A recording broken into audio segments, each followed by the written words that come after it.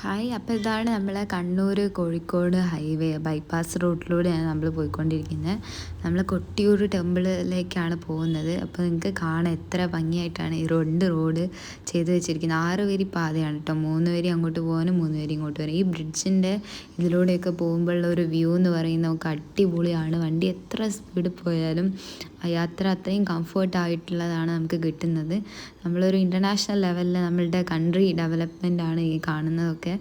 പിന്നെ ഇത് കൊട്ടിയൂർ അമ്പലത്തിലേക്ക് പോകുന്ന സമയത്ത് നിറച്ചും കാനന പാതയാണ്. അപ്പുറത്തും ഇപ്പുറത്തൊക്കെ ഒരു കംപ്ലീറ്റ്ലി കാടാണ് അപ്പുറത്തും ഇപ്പുറത്തും. പിന്നെ നമുക്ക് മറ്റേ ബാവലി പുഴേൻ്റെ ഒഴുകുന്നതിൻ്റെ ഒച്ചയൊക്കെ കേൾക്കാൻ പറ്റുന്നുണ്ട്. പിന്നെ അത് 2 ഭാഗത്തും പ്ലാന്റേഷൻസൊക്കെ ഉണ്ട് കേട്ടോ കുറേ.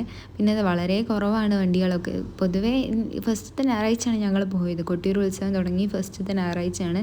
തിരക്ക് കുറച്ചൊന്ന് കുറവായിരുന്നു. ഞങ്ങൾക്ക് വണ്ടിയൊക്കെ സുഖമായിട്ട് പാർക്ക് ചെയ്യാനൊക്കെ പറ്റി. എന്നാലും കൊട്ടിയൂരേക്ക് എത്തുന്നതിന് മുന്നേ തന്നെ പ്രകൃതി ഒരുക്കുന്ന ഒരു കാഴ്ച വരുന്നതാണ് നമ്മൾ കാണുന്നത്. 2 ഭാഗത്തും നല്ല കാടായതുകൊണ്ട് തന്നെ ഒരു ചെറിയ മഴക്കാറും കൂടി ഉണ്ടെങ്കിൽ പോകാനായിട്ട് നല്ല സുഖമാണ്. നല്ല തണുപ്പ്, നല്ലൊരു കുളിർമ വരുന്ന ഒരു അറ്റ്മോസ്ഫിയറാണ് ഇവിടെ.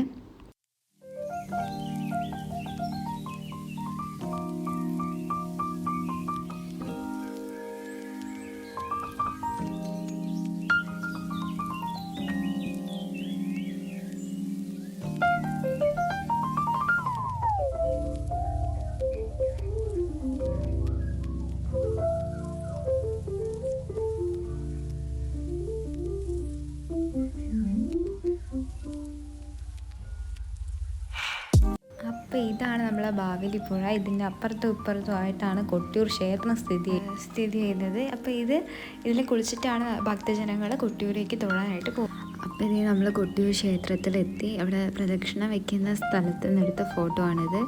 അധികം ഫോട്ടോ വീഡിയോ ഒന്നും അലൗഡ് അല്ല. അപ്പോൾ നമ്മൾ കുറച്ചേ എടുത്തുള്ളൂ.